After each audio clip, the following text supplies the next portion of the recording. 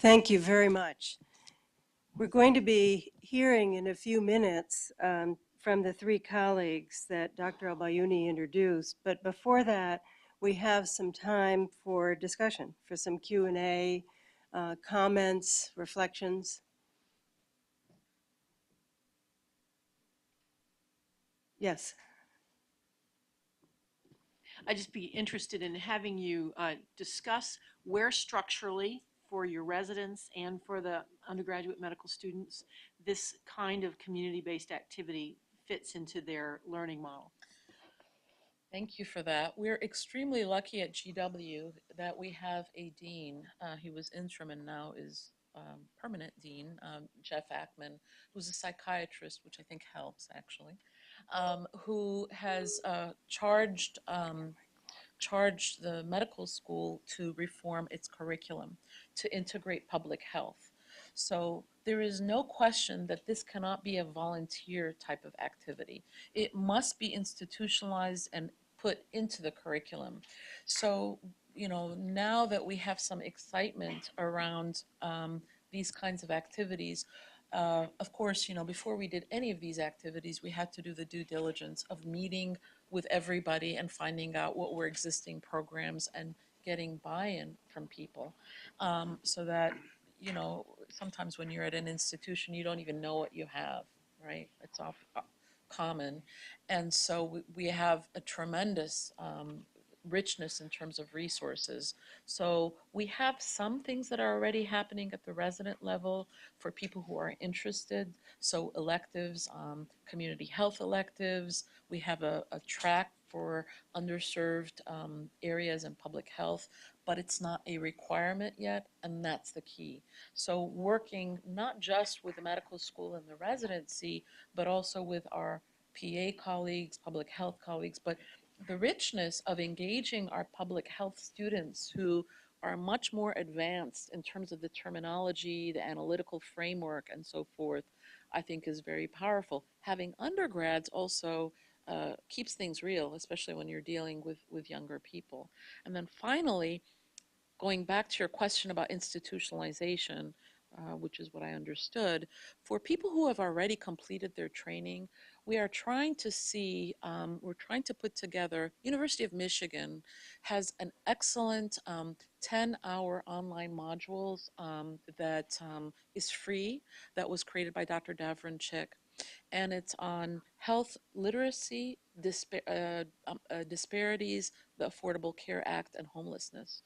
So what we want to do is couple that with some time for service so that that would count towards continuing nursing education, continuing medical education, because it's important that in institutionalizing that it can't be an add-on. It's unfair to burden people who are interested in doing this work. It has to be something that can be scaled up, that is something that's already a requirement and doesn't take away from the increasingly smaller amounts of discretionary time that people have. And we're very attentive, and is cost efficient, and is not reduplicating the wheel, and using resources that are already existing. Did that answer your question? Good morning. Thank you very much. Darla Spence Coffey from the Council on Social Work Education. And I don't think that there is anyone in the room that couldn't recognize what you described in terms of, as you said, bright-eyed, bushy-tailed students, well-meaning, great, values, and then starting to see the shift, being socialized into the profession by folks that have learned to handle the stress, I think, by objectification and so forth. And in social work, we actually have named that the implicit curriculum that we need to make explicit so that we can counter it. But you speak to, so we can do that in our academic institutions, but you speak to what's happened, what can we do with the current workforce, and what is the responsibility of academic institutions to really help change that culture so that it's not on the, the burden of change isn't on our newbies. Yeah. So thank you for that. I think that with something like the CME or the CNE, you know, when you think about, any of us think of our own experiences, there's nothing more energizing than seeing a young learner to get inspired. So what I would imagine for what I was telling you about our program is what we'd like to do, and there are lots of people who are very interested in this, have clinicians who have already in practice who would work with the parents, teachers, and counselors to use that same curriculum. And again, if it's done in such a way, and we want to pilot this, we've written it up, but we want to, it's not published, we want to pilot this. If it's done in such a way where, again, people get, you know, CME, CNE, whatever is required, what I have found is that the minute that people get engaged with the community and are doing this kind of work, especially since it's not clinical, it's around education, it's like, this is the best thing. And the testimonials that we've gotten from our learners is like, this is why I went into medicine. So my hypothesis is that just getting people, especially in non-clinical settings, but around health education, is a way of removing the burdens of administration and reminding us of why we chose to our respective paths in health. Did that get at your question? And I have a question here next, and then after that, there's one in the back. Oh, this side? Okay. Well, let's go, all right, then here, this side, and then the back. Thank you very much. I'm Jan de Maasneer from Belgium for this wonderful experience and the testimony that you brought to us. Even when I go back to 36 years of work in the primary care as a family physician, the same examples about the green spaces. We lived also that. The similarity is absolutely high. And to see that in order to address the physical needs of your youngsters, you have to create green spaces and not prescribe physiotherapy or vitamins. So that, I think, is a very important learning experience. I agree with you that you should start early in the training program. We start already in the first year with exposure to the community, and in the third year we do it for a whole week in deprived areas. I will explain that tomorrow more. And I think the interdisciplinary aspect that you mentioned is also very important. We bring in even students from sociology, from social pedagogics, confronting them with medical students, so that you have a clash of frames of reference, and that's what inspires people to think out of the box. Coming back to strategies, I think one of the models that we have learned, and we have learned it from Africa in the 40s by Sydney and Emily Clark, is a community-oriented primary care model. I think it fits very well with what you were describing, and it has also the advantage that it instructs us to do everything with the local community and not only for the local community. And I think that kind of interaction is of utmost importance.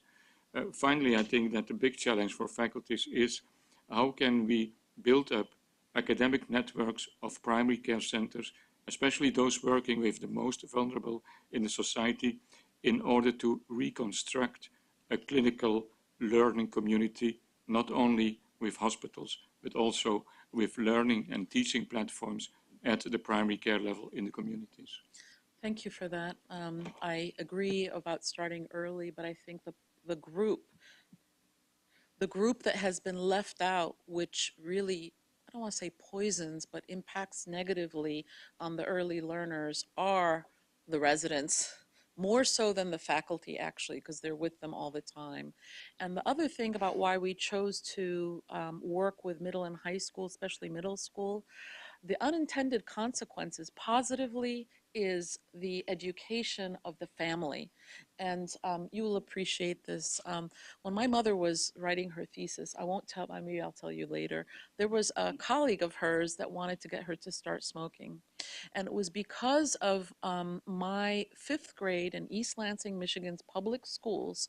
We had a resuscitani with cotton lungs, and we saw what smoking did, that we would take the cigarette boxes, and we were in married student housing. We would throw them in the incinerator, and for that reason, my mother never started smoking or kept smoking, and both of her parents died of smoking-related illness. So there's other things, and this is where the research and so forth becomes important. Thank you. And there's a comment over here, and then I have somebody in line in the back. Okay, so you're next over here. Maddie Schmidt from the American Academy of Nursing. I actually have two questions. One is if you could be more explicit about the interprofessional working. You mentioned that navigators are involved, social workers, along with physicians and others, particularly with newly recognized HIV patients. And I'm wondering how that actually happens and how learners are exposed to that. Mhm. And then the second part has to do with hearing a lot of examples of these wonderful community efforts, but getting to policy. You live in a very rich policy environment here. What are your thoughts about policy changes that are needed? Sure.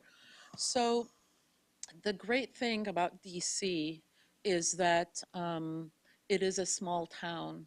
I mean, when I take care of patients, you'll find out that they're the head of the Smithsonian Institute, et cetera. The other thing that you should know about our School of Public Health is that although relatively young, it is among the top 10 medical school or public health schools and a very strong health policy school led by Dr. Paula Lance, which is very important. I think for me as a clinician, and of course it's about partnering with people who have more experience, what I have seen thus far and the work that we've begun to do is that there are so many people doing work, and there's a lot of excellent work going on in Washington, D.C., I want to tell you. But the infrastructure that will allow the connection is not there. And that's the role that I feel that our institute can help, and academic institutions, because in a city like DC where there's a lot of transition, the academic institution can have, limited though it may be, some degree of historical memory that will help to keep things going. So that's one. So for example, Food and Friends and Wholesome Wave, which are two food organizations, didn't know about each other's work. So we helped to connect them. So the health policy would be, and it's important that we inform policy. And by starting with sort of small pilot programs that can show efficacy, and we're partnering with the American Academy of Medical Colleges, we're in discussions with them, so that if anything that any of our programs work in a pilot setting, we can upscale them through the urban university and see if they work.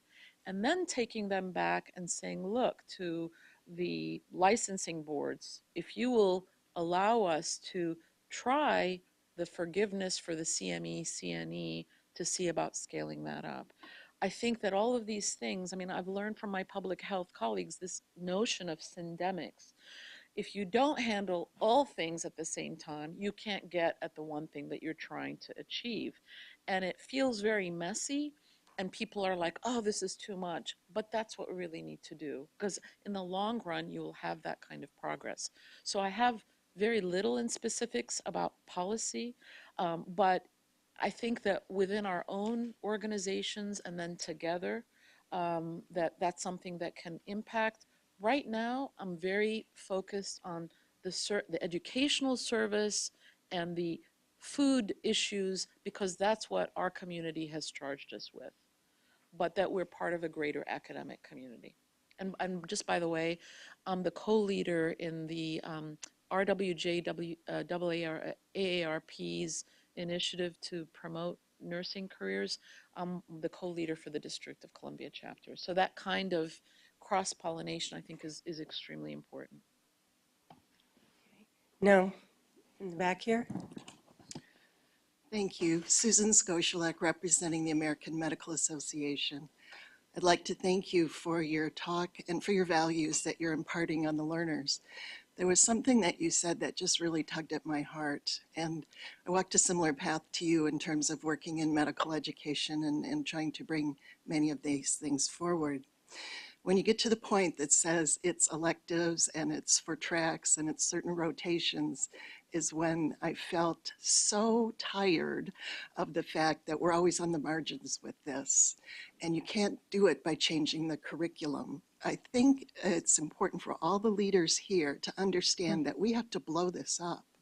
We have to start over because for 100 years we've been trying to bring these front and center, and it's always on the margin. So I'm saying that just because you touched a chord in me to say, the people here represent the accrediting organizations. You represent the strong associations. We need to take leadership to say, we can't do it like this anymore. There was a comment yesterday, I want to credit Rick Kellerman with saying the same for GME, that the structure of GME right now is incompatible with the kind of workforce that we want for physicians. And I only speak for physicians, but I would guess everybody here working in academics within their disciplines would say similar things. IPE is on the margin and we have to start new. So my question to you would be, if you could start from scratch and do it completely differently, what would it look like? Okay. Oh, just a simple question, huh? Putting me on the spot. Well, before I forget, I wanted to tell you that the ACGME, the Accreditation Council for Graduate Medical Education, I actually presented something similar to this in the fall to their Courage to Teach and Courage to Lead awardees. And I've been invited back to speak to the Residency Council, a council that represents all the residents in the country from all the different fields. And I am going to call on having this be a requirement as part of the education, not just of general internists, not just of primary care, but of everybody. If I were to do it all over again, first of all, or to start a new structure, I think that I would not need to reinvent the wheel. There are some excellent examples from the world, and looking and analyzing those best practices, which obviously are, those kinds of things are happening already. And so I know, for example, that the AAMC is trying to get the Community Health Education Initiative and Consortium going. So it is talking to each other so that we can know. One of the things that we're doing in our own curriculum is asking the community not just for input, but for actually informing the curriculum. So it's kind of going back to how, you know, if you would use our institute as a model, just having, without any preconceived ideas, going to the people that we're serving and asking what we should prioritize, what they would like to see, and then always like a continuous quality improvement, always engaging and having community advisory groups that are actually informing the curriculum. I mean, clearly there's a disconnect. Clearly the language that we're using is not effective in any of our chronic diseases. 1 in 3 Washingtonians are functionally illiterate. I mean, we've got the highest per capita lawyers, and of course everything is tipped on the, I mean, I've got 2 lawyers in my family. Not that there's anything wrong with that, but the city is tipped. It's tipped. And we're not unique. So if I had to do it over again, gosh, I was looking back at some of my notes because I've been wanting to do this for so long. I would have what Mississippi Delta is doing, health councils that are peer health councils from schools that inform what the community objectives are at every level, but the engagement that we're, I love pyramids. I'm biased towards pyramids, but there's really no place for a pyramid when we're talking about health. We're spokes on a wheel, and the patient and the family and the community is at the center. So I can't answer that in 2 minutes or less. I think that we can all answer it. And sadly, it is very difficult to restructure, but I believe that the Affordable Care Act gives us an opportunity because we are getting the attention of insurers, of hospitals, and so forth to look at these issues. And so the dialogues that we're having and partnering with AmeriHealth, where it's the largest insurer for DC Medicaid, 1% of the utilizers are responsible for 50%, 47% of the costs. The executive director, Karen Dale, is an RN, MBA, extremely progressive. We're partnering to see if we can't get those 100 of those top utilizers with metabolic syndrome, have them go through a curriculum like the ABC Heart Health, and seeing what that does to pre and post health literacy, what that does to how comfortable the health facilitator is. But this is the wrinkle. How the patients evaluate us in how effective we have been in the health literacy. And she's going to help to underwrite this. I have 3 people in line. I think you were on the list. All right, we'll do 4, but here's how we're going to do it. Ask your question briefly, and all 4, and because we have a hard stop at 10. So I guess we'll start here and then over here to Afaf, then Warren, and then you just raised your hand. Okay. Just, it's a brief comment. You can start from scratch. I'm Fred Schwartz. I'm the Associate Dean at A.T. Still University School of Osteopathic Medicine in Arizona. We embed 100% of our medical students at community health centers around the country, including Unity here in Washington, D.C., for the last 3 years of their medical education. And we have teaching health center residencies in primary care at most of those sites as well. You can do it. Our students are heavily influenced by social determinants at every stage from admission on. Our interest groups in the first year have actually done assessments of every community they'll be moving to going forward. But it's as hard as it is, and it's very hard to do this, it's easier starting over when you have no curriculum, and you can start your curriculum based upon community health centers as your partners than it is to try and change the bronze tablets that are on the wall. Okay. By the way, their no, learners accompany their patients to the farmer's market. Absolutely. Okay. Just to- Well, what we'll do is get all the comments and give you Yes. the last word. Afaf? So community-based care is the best opportunity for interprofessional learning, for getting students from different disciplines together. So I just want you to comment on in what way, and it could not be start with residents, it has to start right from the beginning. So if you can just give us some examples of how you have incorporated the lack of hierarchy and the flat kind of teamwork embedded into having interprofessional teams learn early how to reach out to the community and get the perspective of the community. Okay, Warren, you're going to add your question to that, and then we're going to add one more. So I think I love the idea of developing new curriculum, but inside of the places that we need to change, how do you shift over from being voluntary, where you've got 70 or 80% of the students doing it, to something that's mandatory? And do you have any wisdom on how to make that transfer? Okay. And one more question. So my name is Zora Talib. I'm on faculty at George Washington University and was a learner under Dr. Bayoumi. So she is certainly I'm so proud influential. of her. When I started there a while back. But I wanted to speak to a couple of things. One of the things is we talked a bit about funding streams for graduate medical education. And HRSA is actually funding graduate medical education through the teaching health centers. And I'm part of a grant that's looking at evaluating the primary care training that's being done at these teaching health centers. And as we've been doing this over the course of the last 2 years, it's very clear that they're having an impact, that they're training the kind of primary care workforce we want because they're so in the community. And because the funding went directly to those community health centers to decide how their residents spend their time. And an interesting reflection for myself that came as I went through this, the first year, the evaluation is being done of the first group of teaching health centers that was evaluated, which happened to be majority family medicine residency programs.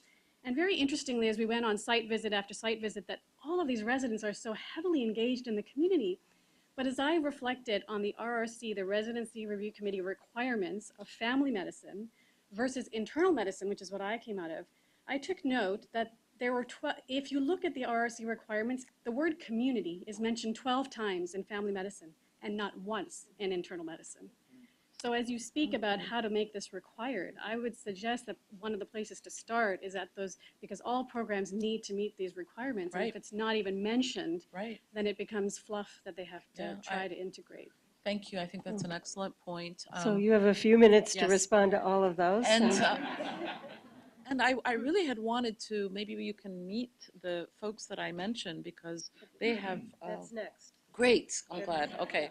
They're going to be speaking at 10. So in terms of how do you do the interprofessional education, if we are all having our learners, not in the clinical setting yet, but work around health education, that's where the field is leveled, right? Because a public health student can bring perspective, just as we just had with our recent 1 week.